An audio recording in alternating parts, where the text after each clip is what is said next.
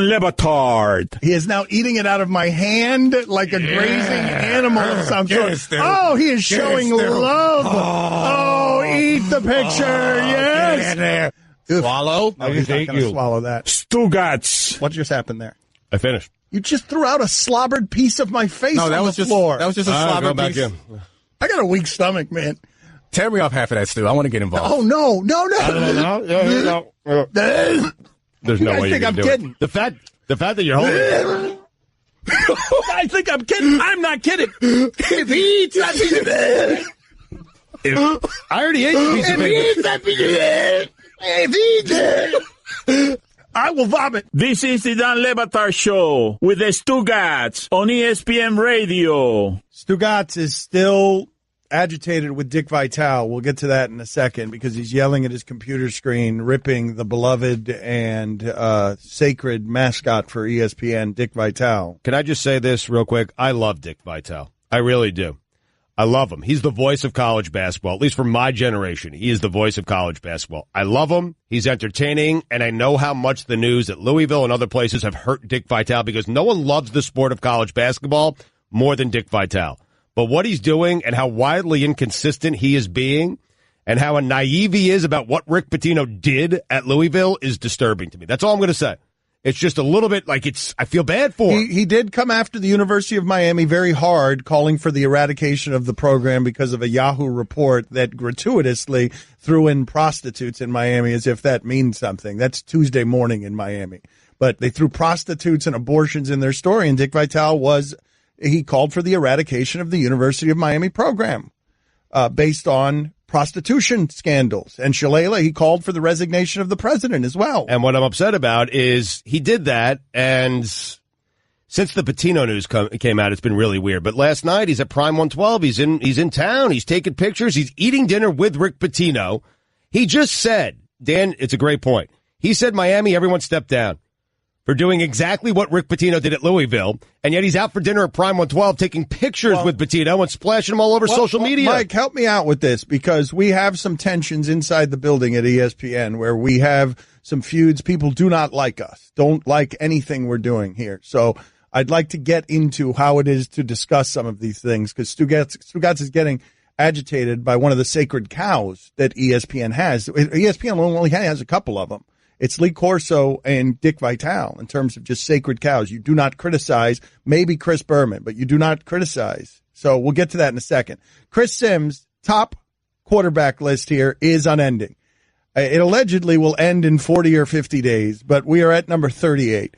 Right now, he says Blake Bortles is the 70th ranked quarterback in the world, and 45 is Blaine Gabbert, 44 is Drew Stanton, 43 is Matt Moore, 42 is Trevor Siemian, 41 is Ryan Fitzpatrick, 40 is Mike Glennon. The only real quibble I have here is Derek Anderson ahead of Mike Glennon, 39. I really thought that should have been reversed. And I'm really kind of agitated about it. I really felt like Derek Anderson should have been number 40 and Mike Glennon should have been number 39. But regardless, here we go. Let's see if there's more outrage to be had here. Chris Sims is 38th best quarterback in the world. Is? Eli Manning, New York Giants. Wow. That is low. Eli Manning, you have wait a minute. Yeah. Wait a minute. You have Eli Manning being only one spot better than Derek Anderson as a quarterback? Yes, I do. Yes, in year 14 of his career for a 3-13 football team. Sorry, yes, that is just the facts of nature right now. Yes, the Eli Manning, they got benched because his offense didn't score touchdowns the 2 games previous to that.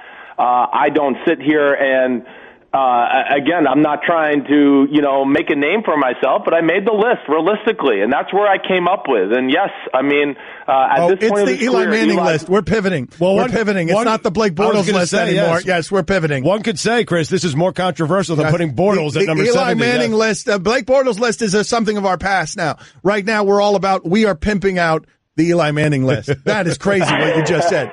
Why didn't you just reverse it and make Eli Manning 39, and then you could have said Derek Anderson is 38, and boom. Well, you don't know who 37 is. I don't know, right. But this is unbelievable what he's just said. It's shocking. Shocking. Yes, well, again, at this point of his career, lack of mobility, lack of wins, certainly, lack of arm strength. Yes, I do think there's a handful of backup quarterbacks in football that are better than Eli Manning is at this point of his career. Soundbite! Give it, hold on. Yes! Soundbite! Boom! Eat that up, Sports Media America. Put that in your tabloids. Chris Sims, son of beloved champion Phil Sims, says that Eli Manning is stinky. See, this is where I was like, I'm not even going to lie, I was scared because I did not want this to become like, oh, Chris Sims taking a shot at another Giants no, we won't do that. Listen, No, we would never do that. It's okay. No, Eli Manning is the greatest quarterback in Giants history. I realize that. Really? But for some reason we're stuck in this weird, world right now where we like to pay our athletes for what they have done, and then we can never admit when their career's over. Like, the year before Kobe Bryant retired, it's like he's still the best player in the NBA. It's him or LeBron, but yet he's going to retire and nobody wants him. Okay. So, again, Eli has done a lot of good things through his career, certainly had some clutch moments, but the last few years has been below average play. And I know they went to the playoffs 2 years ago, but even in that year, people are going to be confused by the fact that he played okay up in Green Bay because the receivers dropped the footballs because of the Miami boat trip and all that. But that was not a good year that year either. They were awesome defense, the best defense in football, and they had the best receiver in football and then maybe the best offensive weapon in Odell Beckham Jr. And, I think that's where we are at this point of Eli's career, and it doesn't make me proud to say it, but it's just where he is on my list. So you think Eli's better than Tittle? As the best quarterback in Giants history? I think it's Tittle, it's Phil Sims, and Eli Manning, right? That's a discussion, I would say, somewhere in there. I take your dad out and put in Hostetler, maybe. Stugotz, you're dead when I see you, I'm telling you. See you later, Sims. Good talking to you. Yes. See you guys. Thank you. See you, Chris. Wow, fireworks show.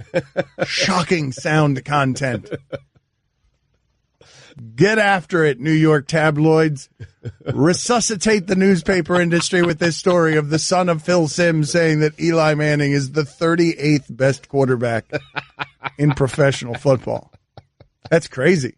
Gettleman's going to be furious. Oh, my God, that Gettleman.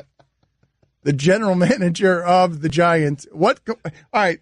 What? Go ahead and tell me on Gettleman as replacing our McAdoo, replacing our Tom Sula. Sell me on the idea that the general manager of the Giants is our new guy in terms of the guy this show will make fun of. All right. Well, I think Mike probably has some sounds. Just the name, the way he looks, there are so many, and just the things that come out of this man's mouth. All right. There are so many different directions to go this is the new gas bag leader of the New York Giants. We're going to work our fannies off, and we're going to get it fixed. Yeah. All right. That's all I need. That's enough. Thank you. I don't need any more Gettleman sound in my life. That's enough. It's all handled. Everything that was wrong with the Giants. Don't worry, everybody. Gettleman's on it. The bottom line is, you go to work. Yeah. You go to work. Yeah. Yes, Gettleman. We're going to work our fannies off. I know you are. Those fannies are going to get worked right off.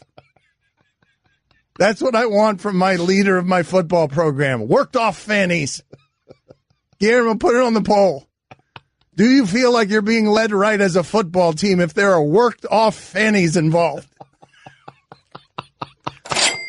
Time for Dan to reluctantly take part in something Stugotz couldn't be happy doing. Careful, Gettleman. You got close to tuchus and butt and rear end. You got close. Instead, you went fannies. Is fannies the single least offensive thing that you can say on behalf of butt? Fannies would work on a children's show, would it not? Oh, absolutely, yes. Gettleman, tough guy Gettleman. We're going to work our fannies off, and we're going to get it fixed. Yes. Dan Le Batard. Creepy as F. Stugotz. I had a cat, Schmitty. He died. This is the Dan Le Batard Show with the Stugotz on ESPN Radio. Stugotz is legitimately upset here at Dick Vitale for an inconsistency in Dick Vitale's opinion. Dick Vitale one time hung up on our show before we were ever with ESPN. Yeah. Hung up on our show thinking that I was him. Stugotz was arguing on behalf of the University of Miami that things were going that the NCAA could investigate a lot of places and find things like prostitutes, and Dick Vitale wasn't having any of it. Every coach and every university has committed some sort of NCAA infraction at some point, and some get caught and some don't, and that's it. Oh, that's being very generic. I think you're being unfair. And if they've committed an infraction, they're not bringing prostitutes. Oh, no, I didn't say that. Come on, now, you're being ridiculous now. Dick. I don't want to waste my time. Are you serious? I mean, you're saying every coach? That is not valid. Yeah, if a guy breaks a rule, nobody be on Miami's case if they broke a rule where they were on a phone with a kid an hour more than they were supposed to, or something else. Come on, I'm not going to waste my time, Dan. Forget it. No, Well, you said, you asked me the question. he still thinks it's me, right? He still thinks it was me that upset him. I sure hope so. You laugh. Look at Stugatz. Emerging unscathed. Yeah. Yes. You laugh. Sorry yes. about that, man. Right. The problems you cause me that I have to deal with. I got summoned up to ESPN. I had to deal with this. Did you really? Listen to this. This is know part that. of the backstory. Well, this is a piece of it because we are the sacred cow attacking show by accident. You have this disagreement with Dick Vitale that spills over into this other larger problem that I had. And it's the single most embarrassing moment I've had on the air ever in the last 15 years. Lee Corso was on with us. It was the middle of the day. We had been doing some Gene Okerlund interviews where he just called us from the golf course and he'd be drinking in the middle of the afternoon. Mm-hmm. Lee Corso joined us in the afternoon, and I asked him if he'd had a drink because he was slurring, and I did not know at that point that he had had a stroke. I was not aware of that, and so it sounded like I was doing shock jockey Howard Stern, disrespectful, mocking an illness. That's how it felt or sounded, and I understand. Yeah, well, no, I know that's not me exactly. But so I got called up to ESPN because they thought that we were going to be the renegade show that was always getting everybody mad, like Dick Vitale and Lee Corso, because we wouldn't respect things. And so what's ended up happening though is they're not the ones we're getting mad. The ones we're getting mad are below them. They don't have this mascot status. But every time we say something around here, somebody goes running to the talent office to complain about it. It's amazing. Like, it's unbelievable how sensitive this environment can be where we spend all our time in front of cameras criticizing others.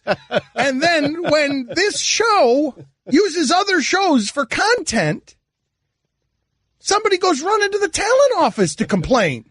Now, it's great, like the hosts and the shows that kind of get it and are in on the joke, like that's awesome. That's the way you should approach it. But you're right, it's the ones who don't, where it's a bit weird. Mike, well, what are we going to do, Mike? What are we going to do? Because we're beefing now. It feels like. I want to be clear. I'm not beefing with Dick Vitale. I'm just pointing out how ridiculous it is for him to say what he said. What's that word? Ridiculous it is for him to say what he said to us, hang up on us, and then take pictures and have dinner with Rick Pitino at Prime 112 last night. I know, but Stugatz, you're the king of inconsistency. Who's the king of inconsistency? You or Dick Vitale? No, me. But I think people hold Dick Vitale to a higher standard. He's the voice of college basketball. He's in bed with the coaches. We know this. Like, this is what happens when people climb to these media places. He's friends with Rick Pitino. Look, man, I've been arguing for years here about the idea that a lot of this stuff that we talk about here in sports and in society, that a lot of it doesn't reach you guys until it hits someone who's right next to you, someone in your family, someone you care about. Dick Vitale could think, because he's got a human relationship with Rick Pitino, that he's not a vampire, that he's not an NCAA rule-breaking vampire. He's just very close to Rick Pitino, and so he sees that Rick Pitino is not his worst public act. Rick Pitino is no one thing. He sees an entire human being, and he can't imagine that human being being in charge of a prostitution scandal. We have very partial information with these human beings. We like just lobbing at Pitino that he's a vampire, and we don't have any human connection to Rick Pitino. Right, but I guess what? Again, I love Dick Vitale. He's the voice of college basketball. No one has a real human connection with Rick Pitino because, as you said, he's very clearly a vampire. That's right. And I'm surprised Rick was at Prime 112 last night. I mean, that's not normally where he goes to feast. They use a lot of garlic. Very dangerous. A lot of garlic at Prime 112. Rick Pitino hanging out with Dick Vitale is bothering no one but you. Oh, I'm not certain. No one but you in the world. I'm certain people. In the entire world, no one is bothered by this. But no one else was hung up on. Dick Vitale for me. I was hung up on. Well, I mean, you weren't. What do you mean no one else was hung up on? No one other than me was hung up on. Well, then you should be able to feel my frustration. I mean, don't you feel it? Mike, what can we talk about with our feuds at ESPN? What are we allowed to talk about? I don't want to feud with Dick Vitale. I just want an apology. That's all I want. You're demanding a public apology of Dick Vitale. Well, he hung up on me and you, and it was rude. And since he hung up on us, every coach, it seems like it's gotten in trouble. Is involved in a prostitution scandal of some sort. Since the moment he hung up, there's been nothing but an outbreak of prostitution scandal. For the other stuff that you're trying to get to, I've been told we can't talk about it. I'll answer your direct questions, but you're not going to trick me into volunteering stuff that I've been told not to talk about. Okay, you've been told there's stuff there's not to talk about here. Okay. But I am loyal to you, and I will answer a direct question. That's fine. I'll talk to you about it off air. I'm just curious, like, Golic and Wingo, they love Stugatz. Stugatz fools around with Golic and Wingo, makes a few jokes. There's no problem with Golic and Wingo. Why would Golic and Wingo, who are, they're new, they're doing a new show in an uncomfortable space because they're new, why would they extend Stugatz a courtesy of being able to make fun of Golic and Wingo? And there are certain people at our network who are too sensitive to endure something like that.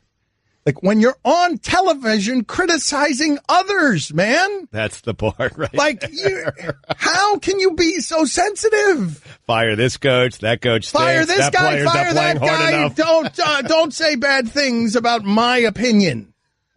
I mean, honestly. And by the way, we'll be in on it too. Like, if you want to make fun of us, have at it. Go ahead. Yes. Yeah. You can say whatever you want about us. Yes. Anything. Christ, look at Dan's face. Look at it. Go for it. Anything. Say whatever you want. I'll never be hurt. And I will never complain to the talent office. Don Le Batard. A texter writes in, you would know the climate there with your weather balloon face. Stugatz. How's the racial weather up there, chubby? This is the Don Le Batard Show with the Stugatz on ESPN Radio. ESPN Radio is presented by Progressive Insurance. Guest on the Dan Le Batard Show appear via the Shell Pennzoil Performance Line. Here's your Sports Center update. Michigan State Athletic Director Mark Hollis has resigned following the Larry Nassar sentencing. Roger Federer defeated a retired Hyeon Chung to move on to the Australian Open final to face Marin Cilic. And finally, Elton John announced his retirement from touring following a lengthy farewell tour. The tour will take 3 years and will consist of at least 300 dates. Elton, while explaining his retirement in a statement, says, the priorities in my life have changed. That's not retirement, though. 300 shows? 300 shows across 3 years at Elton John's age. That's a cash grab at the end. Yes, it is. What do you mean, the retirement tour? Stugatz is strong in him. He's anticipating his priorities changing 3 years from now. He's going to do another one. That's right. That's it. The priorities are going to change in 3 years when he decides to do another 300 days, 3 years, because everybody wants to see Elton John come to their city for the final time. For all the latest headlines and information, tune in to Sports Center on ESPN Radio all throughout the day. We are going to open up the club here in 15 minutes, and also we should update some polls now. At Le Batard Show is where you want to go. Mike Ryan, what can I say about the Jemele Hill stuff? People are curious. They're always curious about the ESPN stuff, and it appears, I don't know who's reporting this. Help me out on what cover for me I saw it on Sports Illustrated, so you can put it on them. I haven't seen any sort of internal memos, therefore I haven't been told not to discuss it. So what's out there? Okay, so we don't know the details on why Jemele is no longer doing the 6 o'clock Sports Center. No details. Nothing being reported. I don't know any details personally. I'm sure maybe there's some people speculating, maybe some other people reporting. All I know is what's happened, which is what's been reported, which is she will be moving to the Undefeated. And doing more of a sort of ambiguous role in the network, and she won't be on the 6 anymore. Before we update the polls, I will sort of give you some context to everything that's happening there. I'm available at 6. That's right. Yeah. For this sports Jew show that you say you want to... You know, it was a good idea by you. I've been getting a lot of texts from... A good idea by me? Well, by good idea by me. It was me looking at you and the wheels turning when you heard the Jemele Hill news. Good idea and seeing what was going on in your head. What do you mean a good idea? I'm not advocating for the sports Jew. Well, you know, Adam Schefter is. He's been sending me texts nonstop this morning. He wants in on this show. Schefter wants in. He wants me... Like, Schefter is like, listen, me and you, let's do it. We'll do the 6. Let's go. See, Schefter has the sense of humor we like around here. Not unlike all of you people are complaining to the talent office. Just bring your complaints directly to us. We're big boys. We can take it. Taylor Twellman, you just tweeted at us. You hate us and our opinions. Thank you for your honesty, and thank you for sharing. Thank No you. problem. We appreciate that. That's good. Yes. A little in-house tension is good. So let's go ahead and update these polls. But I will tell you one little bit of information and then send the blogs on a scurry to find out who the person was. This is a thing that happened, and it's the source, it's the starting point of of how agitated I am by certain ESPN sensitivity issues with personalities. Be careful, Dan. Persons. Yes. There are more than one that our show is feuding with, but the one that's the biggest and the most upsetting, and Tim Kirchin's not even going to like me repeating this because he has dragged me off of this. I've been wanting to share this story for a while. And Tim Kirchin has been like, he has been holding the chain on my arms. He's like, please, Dan, don't. But I was so offended on behalf of our beloved Tim Kirchin, the most fundamentally decent person that we have around here of any kind. We did a looks like game with Tim Kirchin, and he dared to laugh at a joke that was at the expense of a very sensitive ESPN personality. And when that person saw Tim Kirchin in the hallway, that person refused to shake the extended hand of Tim Kirchin in a way that enraged me because somebody took themselves so seriously that they could not take a joke, a very light joke at their expense. I feel your anger now. I mean, we can all feel it. Right? No, but it's because as Kirchin is such a good human being, and did nothing but and laugh all at a he joke did that was we provided. Laugh. Yeah. All he did was laugh. Man, I've been wanting to tell that story for so long. Smoke that person out. Person deserves whatever shame. Tim's going to be mad at me. Whatever shame comes with that. Anyways, let's update the polls at Le Batard Show. Did you have Graham Gano being that athletic? 85% of the audience said no. Did Dietrich know? You might want to explain Derek that. Dietrich is a player for the Marlins. I have said on the air that he is not a major leaguer. I met him the other day. I shook his hand. He was on a bicycle on the beach. I looked into the lagoon that is his eyes, and I could not recognize whether he knew that I said he was not a major leaguer. So great. His calves really pop. I'm surprised you noticed his eyes, to be honest with you. Right. There's so much Dreamy. there. It was dreamy. It was layer after layer of lagoon paradise. And it was suns out, guns out, skies out, thighs out. That's right. So beautiful. Does Chipper Jones have a baseball face? 90% of the audience said yes, he does. He really does. It's him or Steve Garvey. Mm-hmm. Yeah. Has anyone ever looked better in a baseball uniform than Giancarlo Stanton?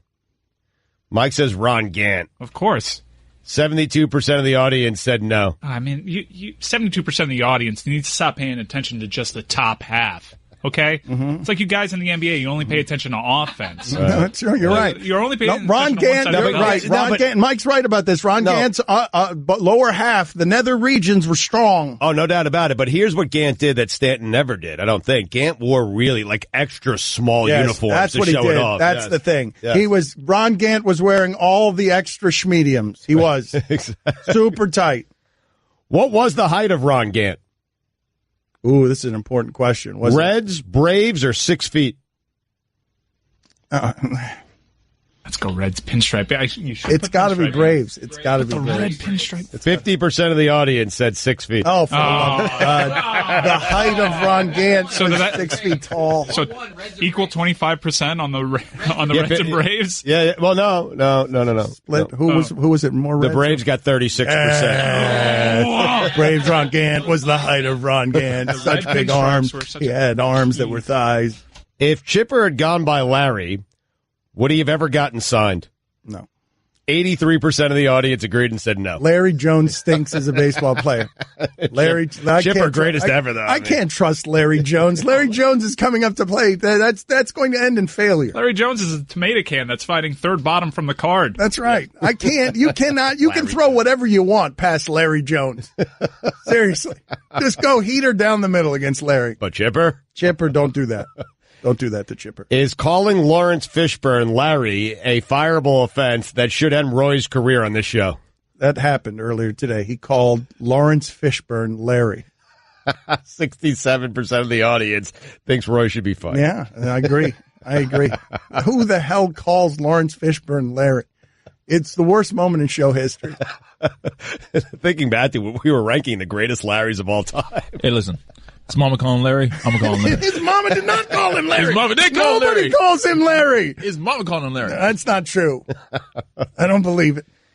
Did you know that you could buy a blue dog? Oh, my God. That's right. Benito Santiago. That was today. That was earlier today. We were talking about my first introduction to sports wealth was walking up to the locker of Benito Santiago and seeing him open it up to a catalog and tell me in Spanish that he was about to buy a blue dog. 77% of the audience said no. What catalog is I don't know. Weird. I don't know. Weird. Like a Sharper Image catalog for blue dogs. It's crazy. Was Vince McMahon's XFL announcement brilliant or disappointing? Mike thought it was brilliant. We thought it was disappointing. 72% of the audience said disappointing. Mike, I don't get what you're doing. the Sharpay image. That's a good joke. That's a good joke. Give it to him. No, it's not loud enough, though. I know. A little more forceful, it didn't deserve a big Hakeem Nicks laugh. Is this a flying saucer of BS? This whole thing is a flying saucer of BS. And you know what's the greatest thing about it? Stugotz is right about it, too. He's in the lead seat. He's in the driver's seat on this flying saucer of BS. Thankful for it. 90% of the audience said yes. Are Golic and Wingo on the rocks? 80% of the audience said yes. It sounded like it. It really did. Do you feel like you are being led right as a football team if there are worked-off fannies involved? This Gettleman. 52% of the audience said yes. We're going to work our fannies off and we're going to get it fixed. Well, I feel better about it already. How about you guys? I mean, if Gettleman's on the case and he's going to work his fanny off and he's going to get it fixed, do we even need to have standings and records anymore? Like, just Gettleman's on it. Do you have any more Gettleman sound, Mike? Is there more? Stugotz is convinced that Gettleman needs to be our next nemesis. He's our guy. He's our guy. The bottom line is, you go to work. You go to work. Yeah, thank you. Repeat it again. It's so wise. I need to hear it twice. The bottom line is, you go to work.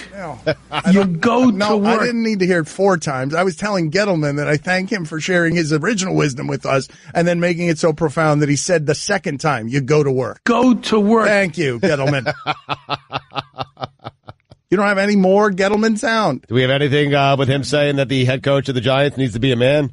An adult? An adult. Yeah, Not a man. Not a man. No, not a man. An adult. No, Gettleman knows better than that in these modern times. Yes. It does not have to be a man. It could be a woman, but it has to be a grown woman. It has to be, according to Gettleman, an adult. I'm looking for intelligence. I'm looking for vision. I'm looking for leadership. All right. Thank you, Gettleman. You settled on Pat Shurmur. Well, he said, here's the quote. I was looking for those things. Yes. It goes unstated as I couldn't find any of them, and so and Pat walked into my office, and I'm like, all right, yeah, we're going to work our fannies off to get that fixed. The quote courtesy of Paul Schwartz is, I really believe the head coach job for the New York Football Giants is a job for an adult. Pat's every bit of that. Oh! Yeah, Gettleman is a guy that calls it New York Football Giants. New York Football Giants. Oh, I am so happy that the Giants finally have a coach who is more adult than the rest of the coaches in the NFL. They have replaced a dolt with an adult. Hey-o! Thank you. Thank you very much. That's better than Sharpay. Good one. It really is. It got a slightly louder Hakeem Nicks laugh, too. Right. It deserved it. Yeah. You're a writer. Thank you. Thank you very much. Used to be. Don Lebatard. Let's play the sound of Taylor Twellman speaking on behalf. Taylor Twellman, excuse me. He's an ESPN analyst who I thought was going to roundhouse kick Matt Brados during the middle of this. Max. Mother. That's a fine. Mother, bleep. sleep. Stugotz. Sorry, man. Mother. Yeah, you're sorry. That's an easy one. You're sorry. What'd you call him? Sorry. I'm not. What'd you call him? Joe Brados. He was sitting there next to Tyler Twellman. Let's go to the sound. This is the Dan Le Batard Show with the Stugotz on ESPN Radio. Let's open up the club for the weekend, send you into spiraling into your Friday, your Saturday, and your Sunday with an assortment of sounds from the week and beyond. Open it. Open it. All right, here we go, Stugotz. I'm with Roy. What was that? Open That's me it. getting in. That's me. That's getting loose. I'm getting loose. I'm ready to head into my weekend. That's how it begins with oh. How did you not understand that? It's going to be a wild weekend. That is a flume of revelry. What is the first sound that we have in the club? Obviously, the kids that have come here are worth over $1 billion. That's right. John Calipari telling you why you should come to his school by accentuating the billion. Obviously, the kids that have come here are worth over $1 billion. Also getting mad at the kid who chose Duke. Honest to God, $1 billion. He should just say that. Like $1 billion. He doesn't even need to coach anymore. Just that should be the recruiting pitch that Kentucky sends to the recruit's house. And that's before they even turn pro. That's right. $1 billion. Oh, who else is in the club? Who's paying you? Who's paying you? That was me grilling that gambling attorney yesterday. Who's paying you? That was all going well. Like, everyone was happy. And then all of a sudden, you decided to become a journalist. I wanted to know who's paying him. Who's paying you? See if he was a lobbyist. Who else is in the club? You can't play DB if you're looking at the wrong thing. Mm-hmm. If you're trying to see too much, you see nothing. Mm-hmm. You got to try and see a little bit, and you see everything. See, that's wisdom that you can take into your weekend. Yes. And snort it. Who else in the club? They can be loose. They can play loose. But he also wants them to tighten the screws. That's the Jeff Darlington report of wants them to play loose, but also tighten the screws. They can be loose. They can play loose. But he also wants them to tighten the screws. Right. I think I said Jeff Darlington was with the NFL Network. Jeff Darlington, I'm pretty sure, has been with ESPN for about 2 years. I said NFL Network. Not 2 years, but close to a year. Probably a fine. Okay, probably a fine. Who else is in the club? We call it the Polka Bean Drink. Yeah, I called it the polka dot sleeper hold for some reason. We call it the Polka Bean Drink. Yeah. That's right. That is Trick Daddy talking about how an MMA guy at a strip club put him in the poke and bean, whatever it was. We call it the Polka Bean Drink. Dream. They put him in like a sleeper hold. Tell him, Trick Daddy. Mm-hmm. Oh, that is Guillermo the hype man right there, being as awkward as possible. Tell him, Trick Daddy. There it is. There is Guillermo the awkward hype man. Tell him, Trick Daddy. That's right. There it is. A veritable Flavor Flav. Tell him, Trick Daddy. You're trying to get Trick Daddy all fired up on the Marlins. You are the voice of the Marlin fan. Who else is in the club? 1-on-1, 2-on-1, or 5-on-1. I'll make them all need 9-1-1. And of course, it's Chael Sonnen, the best to ever do it. He's coming to my world, baby. Oh, that is Tony Rizzo. He's coming to my world, baby. Joe Thomas, the left tackle for the Browns. You know what I'll remember Joe Thomas for? Losing. Oh, last word to you, Rizzo. Say you have the 4-pack of tickets to see 4-pack of tickets. Say you have the a coupon 4-pack. Four you're gonna go eat at Sweet Tomatoes. That is Zaz, the local radio show host. Four you're gonna go eat at Sweet Tomatoes. Furious for some reason. Four you're gonna go eat at Sweet Tomatoes. At Sweet Tomatoes.